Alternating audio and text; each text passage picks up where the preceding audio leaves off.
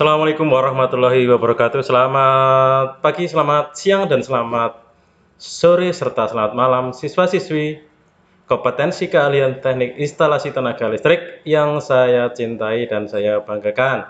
Pada pertemuan kali ini kita akan mempelajari tentang perangkat hubung bagi atau sering disebut dengan singkatan PHB. Pengertian perangkat hubung bagi. PHB menurut definisi Peraturan Umum Instalasi Listrik (PUIL) adalah suatu perlengkapan untuk mengendalikan dan membagi tenaga listrik dan atau mengendalikan dan melindungi sirkuit dan pemanfaat tenaga listrik. Adapun bentuknya dapat berupa box, panel, ataupun lemari. Perangkat hubung bagi merupakan bagian dari suatu sistem suplai. Sistem suplai itu sendiri pada umumnya terdiri dari tiga, pembangkitan, misalnya generator, transmisi penghantar, pemindah daya atau transformator. Jadi, sebelum tenaga listrik sampai ke peralatan konsumen, misalnya sampai ke motor, katup solenoid, pemanas, lampu, AC, dan sebagainya, biasanya melalui PHB terlebih dahulu. Di dalam memilih PHB, kita harus memperhatikan 4 kriteria yang akan digunakan dalam PHB. Kita harus memilih 4 kriteria. Yang pertama arus, kedua proteksi dan instalasi, ketiga pemasangan komponen PHB, dan yang keempat adalah aplikasi. Arus. Jadi arus ini yang harus diperhatikan adalah digunakan untuk menghitung beban yang akan mengalir di PHB tersebut.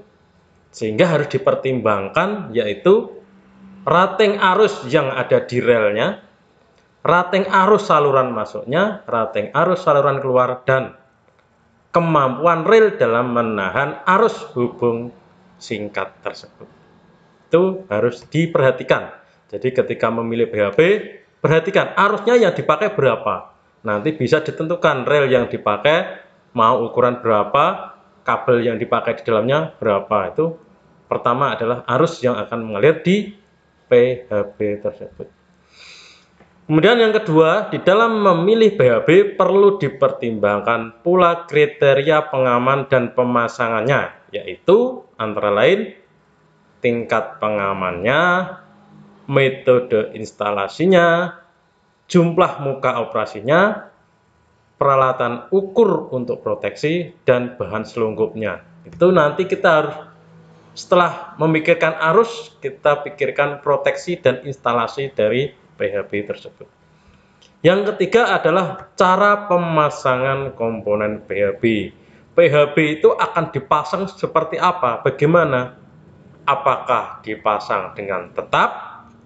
Apakah dapat dipindah-pindah atau removable? Atau pemasangan dengan sistem laci atau withdrawable? Jadi ada 3 jenis tipe pemasangan: tetap, dapat berpindah-pindah, dan sistem laci. Yang keempat, bentuk dan konstruksi PHB yang ada di pasar itu sangat banyak, sehingga sangat susah membedakan PHB jika hanya dilihat dari bentuk fisiknya. Karena bentuk PHB itu sangat bervariasi sesuai dengan kebutuhan dan pengaplikasiannya.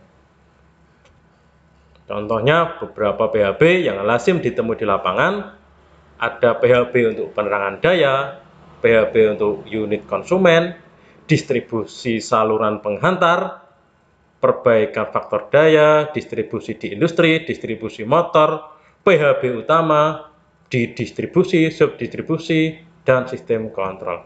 Jadi dalam pemilihan PHB kita harus memilih 4 jenis yang harus kita perhatikan: arus, proteksi, pemasangan komponen, dan mau diaplikasikan pada pekerjaan atau distribusi listrik apa. Mungkin itu materi kita kali ini. Kurang lebihnya mohon maaf. Akhirul kalam. Wassalamualaikum warahmatullahi wabarakatuh. Salam edukasi.